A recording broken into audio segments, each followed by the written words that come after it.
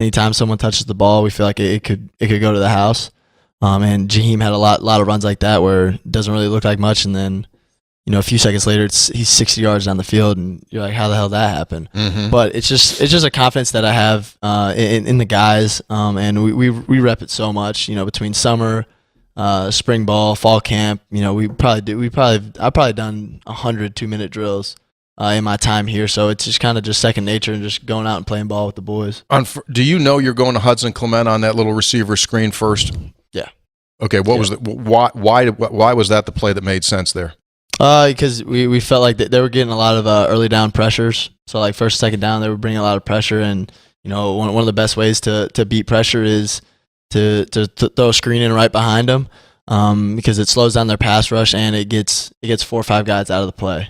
Did you have any idea the significance of Zach's injury when that happened? No, and that's kind of the bummer from that game, because I feel like I couldn't really enjoy it post game as much as I really wanted to, because it was a great win. Defense came away with some huge stops late, and then offense obviously went down and scored the game winner. But I just hurt for him. How much he's meant to me, how much he's meant to this program and the state.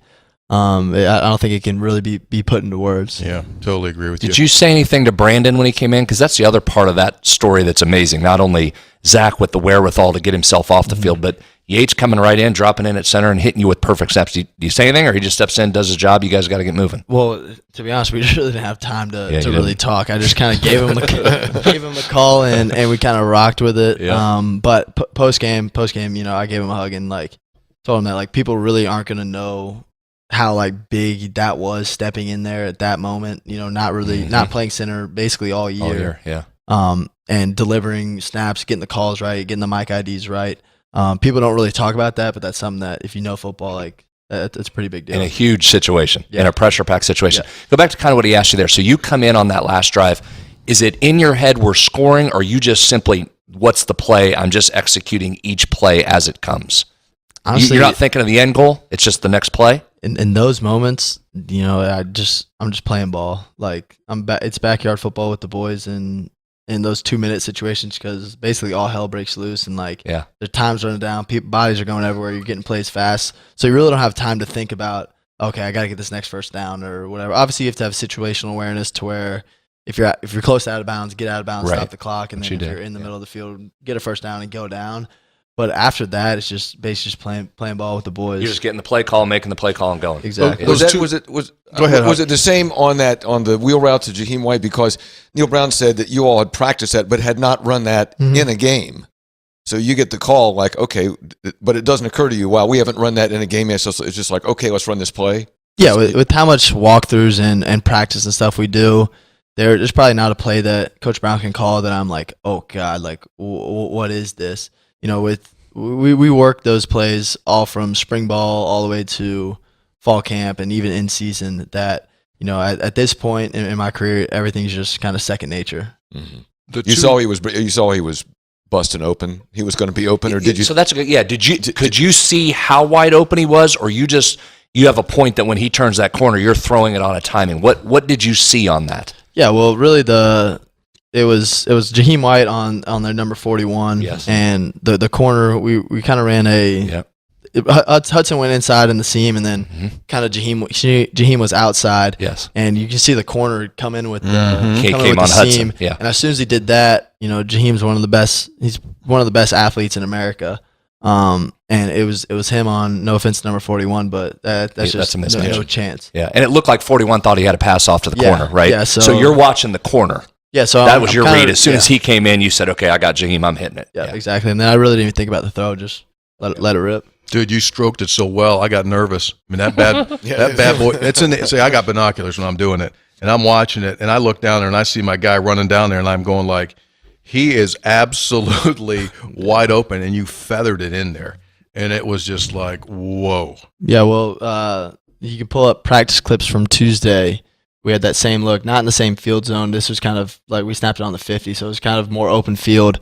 But we ran that play 2 times last week, and it was 2 incompletions, a missed throw by me and then a drop, and then obviously the Baylor game we converted it. To the wheel guy was same thing. To the Jaheim, corner crash and you hit Jaheim on the wheel route, and you missed it. Oh, man. Yeah, and we didn't connect on it, but practice makes perfect. Yep, exactly. You had a couple of nice runs on that drive. What were those plays initially supposed to be? Were they runs, or was see you later, guys? No, and Coach Brown's been pretty good about like giving me freedom of if I see a rush lane, I can take it.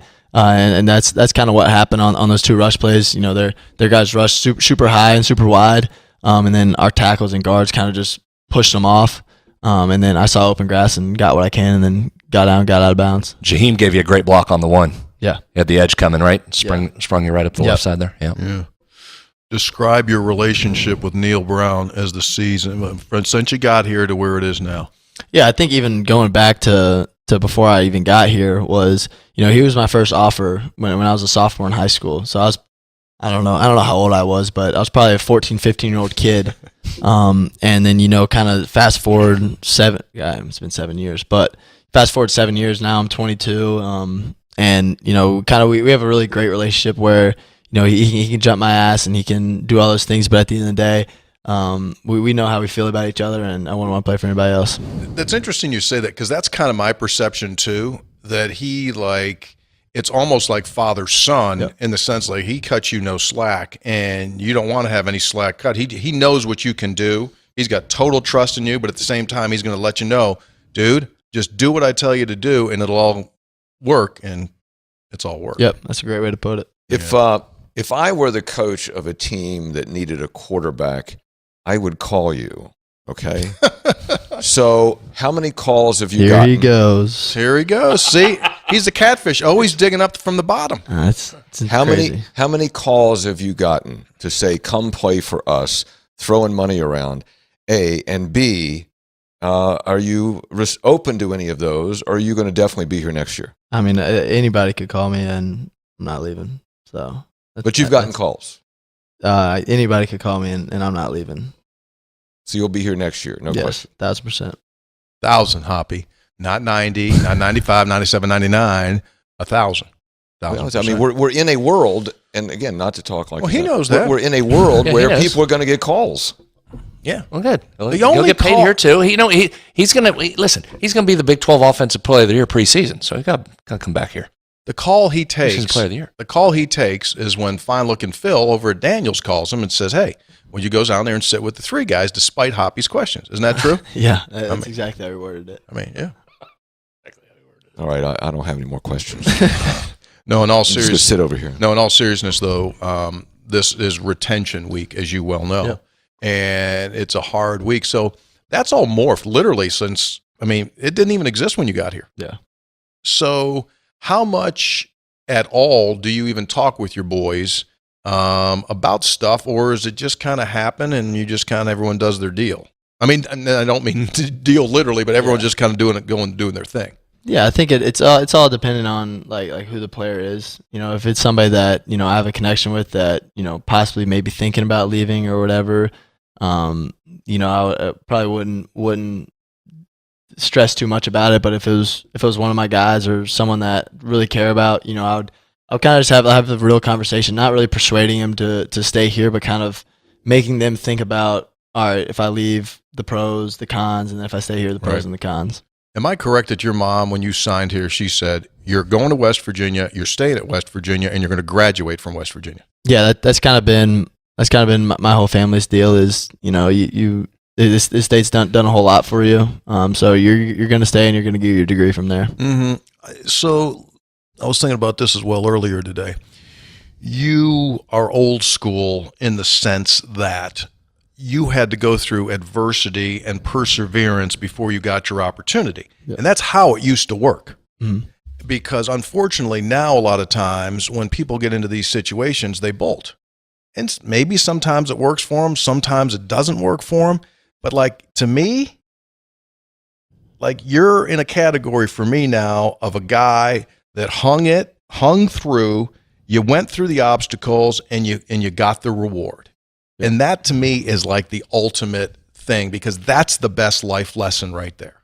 And so, you know, it wasn't all easy, But you get through it, and now at the end, you're going to go like, I had my year that I just had, and I've got another year coming up there. That's the reward. And you learned a ton about yourself by not saying, pee on this, I'm out of here, I'm going to go somewhere else. Yeah, and, I think it kind of just goes back to my family.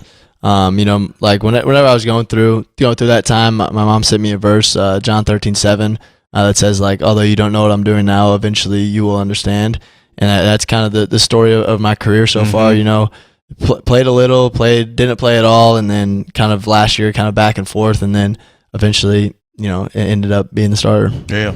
You think your mom could come on Three Guys with us and talk? She'd be willing? I think so, yeah. I mean, because that one post you had, she plays catch with them, and she can bring it. Yeah, he told us that last time. Yeah, that was Mother's Day. Yeah, so with my dad being a professional baseball coach, obviously in the springtime and a lot in fall league and stuff like that, he was gone a whole lot. He did his best to come around us, but I was a little kid, so I always wanted to throw the football around, and my mom was the best damn wideout I've ever had. Yeah, absolutely. She can bring it. You got off social media during the season. You just turned it back on. Yeah. How was that? There's no really need to be on it. Like I got it back when I needed to post something or whatever. But the only people's that opinions matter is inside that building, and and if your opinion matters to me, you have my cell phone number. So there's no real need to be on social media. What's it like when you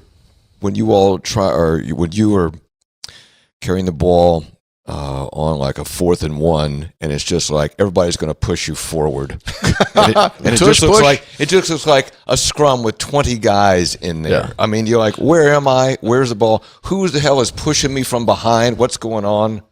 What is that like? People grabbing the ball, people grabbing it. What's that like? Yeah, it's just bodies everywhere. Like you're getting blood on you that you don't know where the hell it's from. Like there's people laying on you that you don't even know they were in on the play.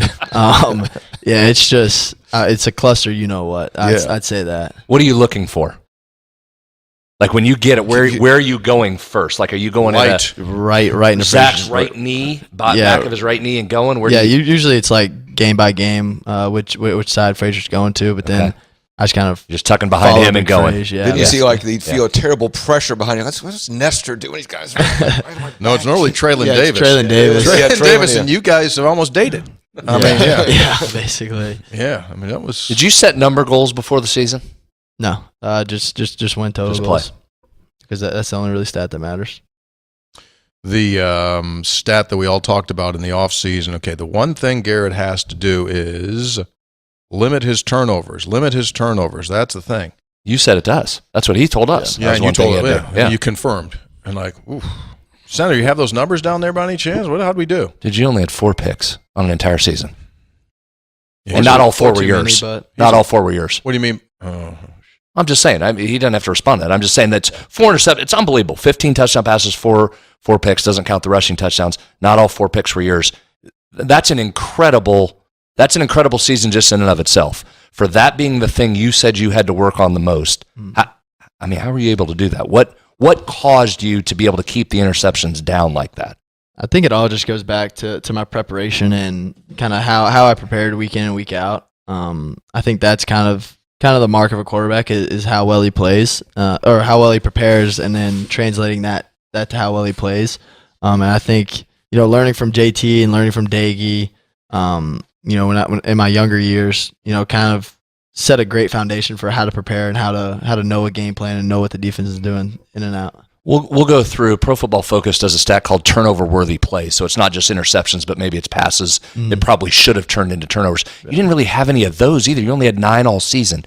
So were there times when you would normally have thrown it into a tight space that you pulled back on? I mean, I can only think of one where you tried to force one in, and I get it because you were rolling. Yeah. I mean, I think last home game. Yeah. Right. Down at the goal line? Yeah, that was a heat check. I was just going to say. It was a good heat check. You were rolling. Things were working great. That's a heat check. Yes. Wasn't too fond of that one, yes. I will say. But I'm not sure that's not the only one you had all season. Like, how did you, in the moment, I know you're back there and things are coming at you and you're not sitting there able to walk it through like we do when you watch it, but how did you rein that back in? I think that Coach Brown and Coach Reagan, they do a great job of just harping on me that, treat every play as its own play. So, like, not if we run one play into this look and they show that same look, the outcome may not be the exact same. So it's kind of just treating